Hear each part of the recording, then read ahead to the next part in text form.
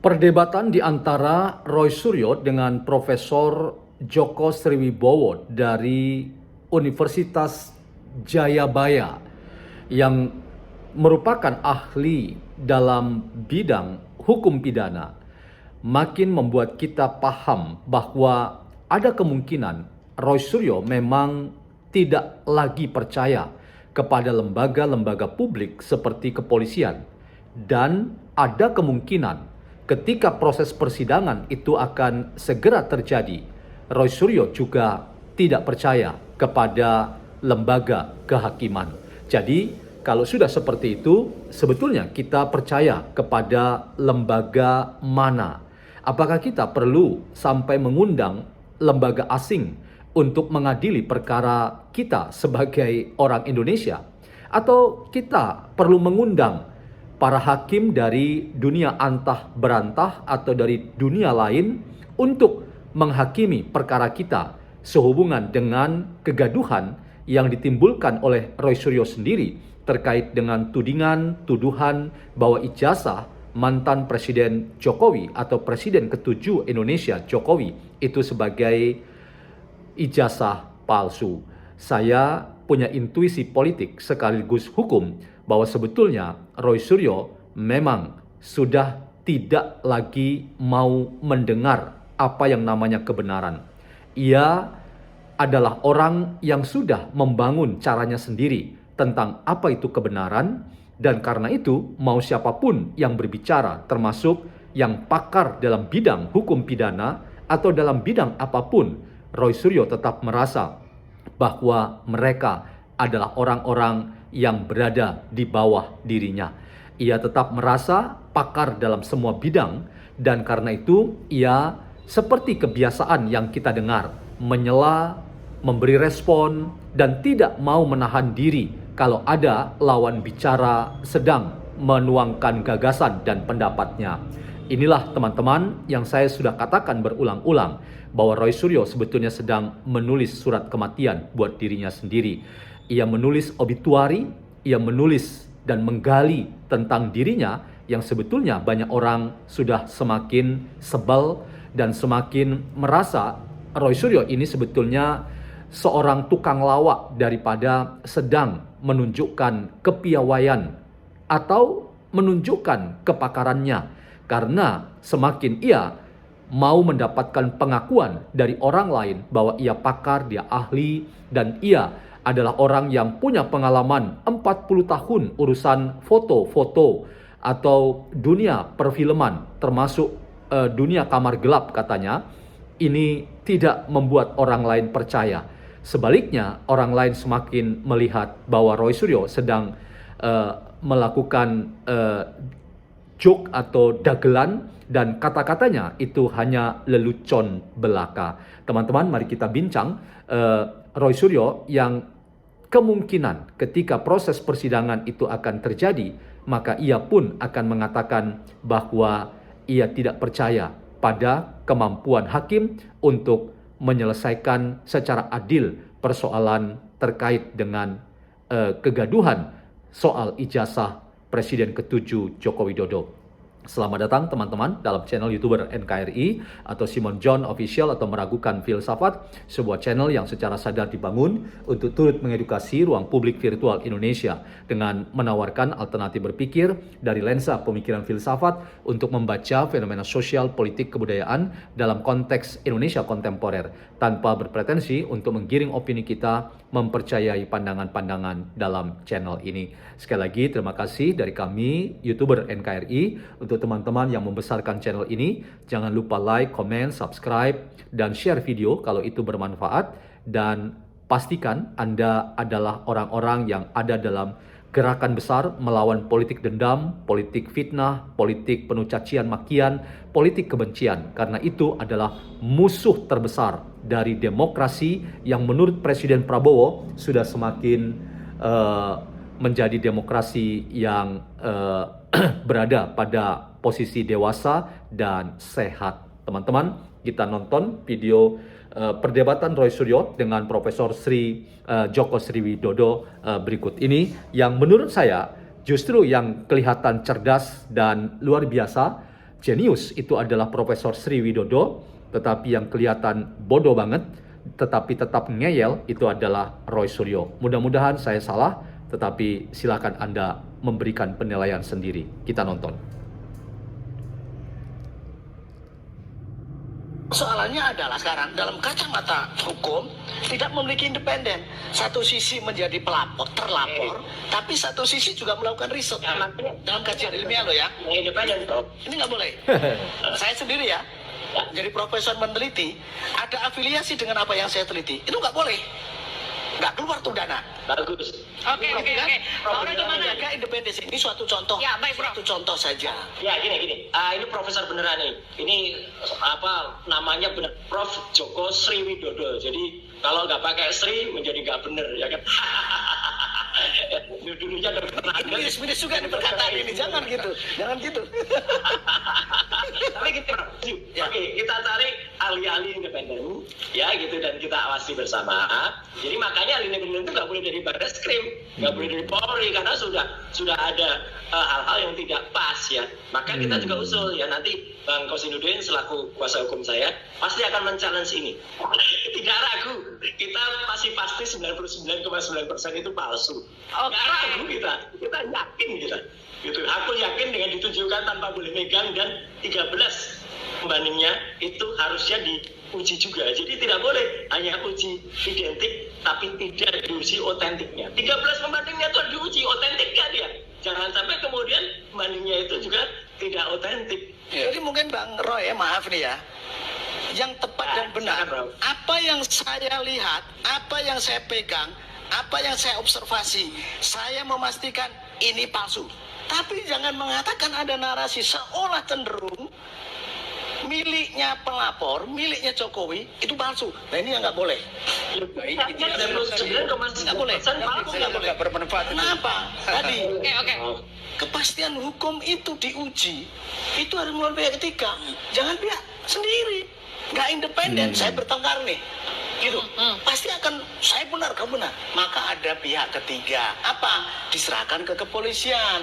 Kepolisian ini juga itu nggak independen, bro. Berikutnya lagi kita mau ada peristiwa hukum itu di mana selesaikannya? Tahap pertama kepolisian, kedua pembuktian di pengadilan oleh jaksa, ketiga inilah hakim yang akan menentukan kehati-hatian tadi. Maka di depan hakim ada kopi, ada asli. Sekarang itu sistem hukum, maaf Prof, saya bukan orang hukum, tapi sistem hukum sekarang itu sudah sangat berkembang. Masuk kasus yang kemarin kita bicarakan, misalnya bahwa ada yang inovasi-inovasi yang ada. Misalnya bagaimana dilakukan teknologi digital untuk memeriksa analog itu bisa. Dalam kasus O.J. Simpson misalnya, ya kemarin juga kita bahas bahwa alat bukti yang katanya tadinya alat bukti itu satu alat bukti sarung tangan, ternyata sarung tangan itu diperiksa independen, sarung tangan nggak muat ke tangannya O.J. Simpson. Baru terbuka setelah ada penelitian yang independen. Jadi makanya kita terus mendorong soal lembaga yang nanti akan kemudian meneliti itu harus lembaga yang independen seperti Venezuela, Amerika, kemudian Kanada dan lain sebagainya, yang tidak di bawah institusi yang bisa berpengaruh. Ini tadi independen tadi, saya setuju. Persoalan hukum acara pidana kita boleh nggak? Wong kita punya badan yang tersendiri, lab tersendiri yang itu sah diakui oleh undang-undang, tapi kita menyaksikan ini tadi ya, ada produk yang dua kan dekat dengan penguasa. Kita kan ada politik hukum, bukan hukum politik. Gitu ya, nggak ada habisnya begitu. Jadi mau menghadirkan independen dari luar, saya setuju. Tapi hukum acara kita pidana ada nggak diatur? Nggak bisa. Negara orang lain dihadirkan begini. Nanti ada intervensi loh, bahaya loh. Negara si A sana memiliki tidak suka di Indonesia, goyang-goyang terus. Dengan produk dinyatakan menjadi persoalan hukum yang panjang. Hukum kita kacau balau. Lebih bahaya itu.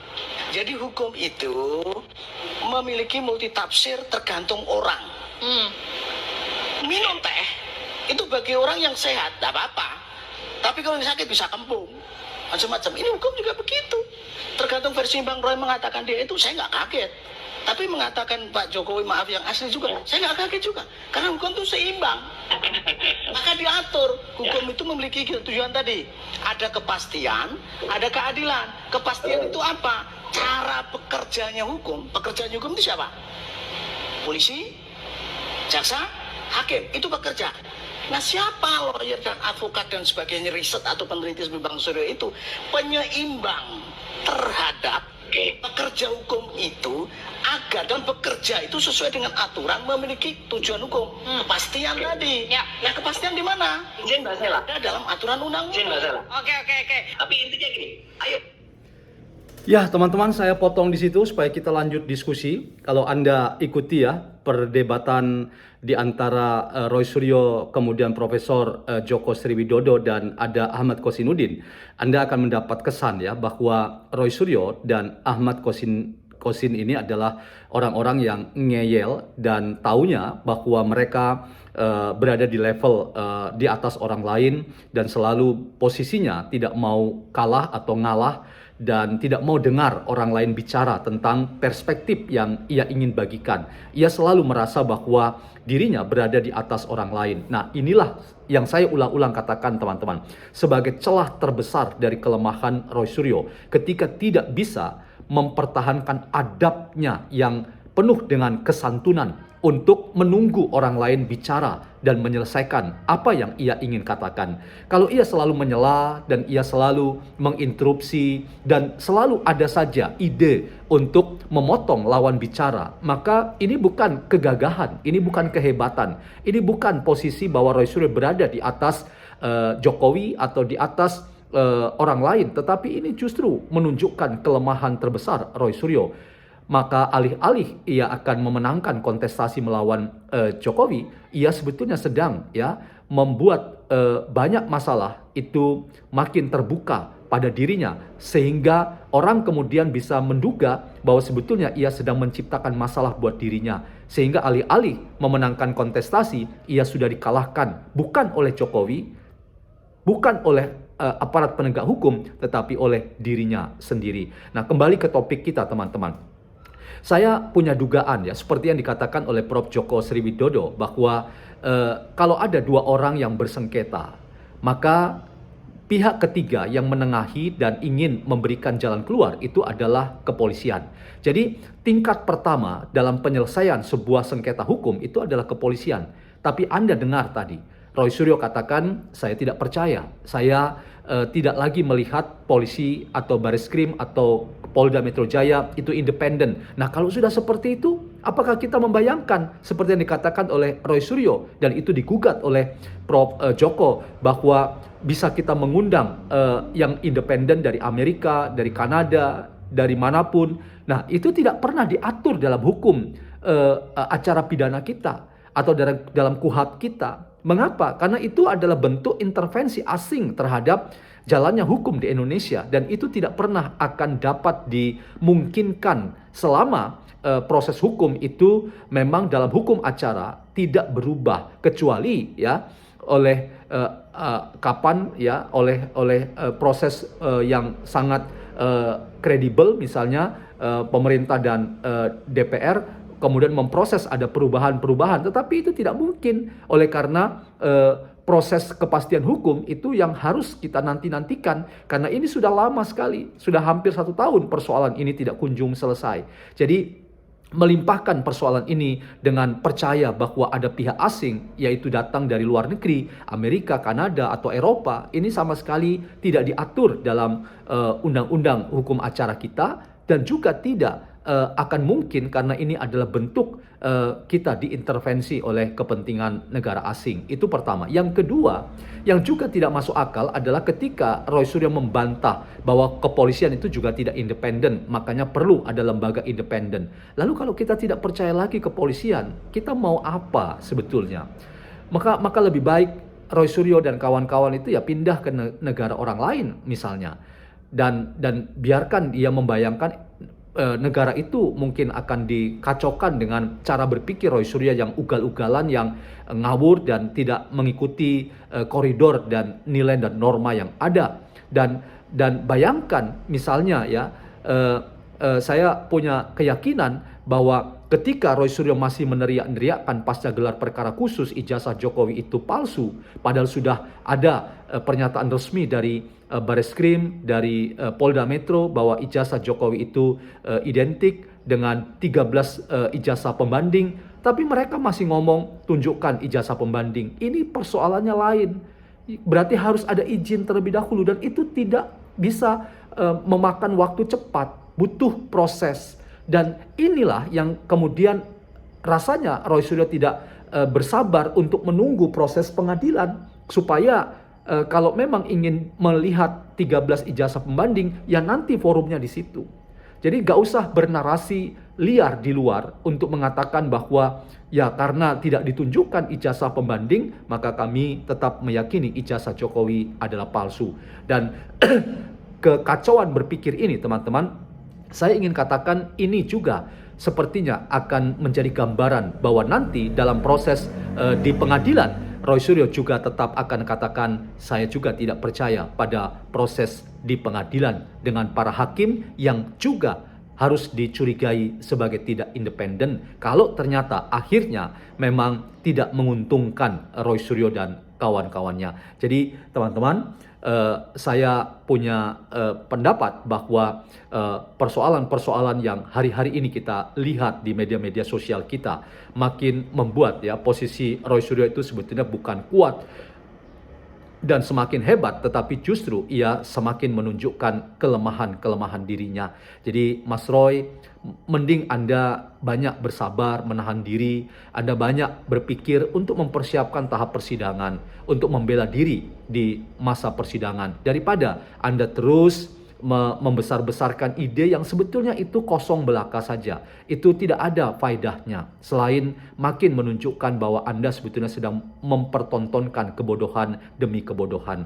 Jadi kita tetap yakin bahwa ada independensi pada kepolisian, ada juga independensi pada kehakiman, ada independensi pada kejaksaan, dan kita tidak usah percaya pada upaya pelemahan institusi milik publik yang dibangun terus-menerus oleh kekacauan berpikir dari Roy Suryo dan gerombolannya. Kita yakin seperti yang dikatakan oleh Profesor Djoko Sriwidodo bahwa kepolisian telah melakukan tugas dengan baik, dan kita kawal terus proses ini agar kita mendapatkan terang benderang apa sebetulnya yang menjadi masalah terkait dengan kegaduhan seputar ijazah Pak Jokowi. Saya sudah berulang-ulang katakan, dan rasanya Profesor Djoko Sriwidodo juga akan katakan, sekalipun ia tetap menahan diri, bahwa Roy Suryo sebetulnya sedang mempertontonkan sebuah politik penuh dendam dan kebencian terhadap orang lain, khususnya terhadap Jokowi,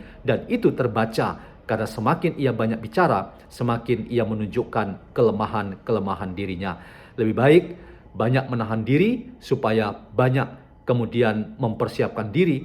Pada waktunya Anda harus mempertanggungjawabkan perbuatan melawan hukum di hadapan hukum yang memang akan segera Anda rasakan keadilan dan kebenaran yang ditegakkan. Salam waras, salam YouTuber NKRI.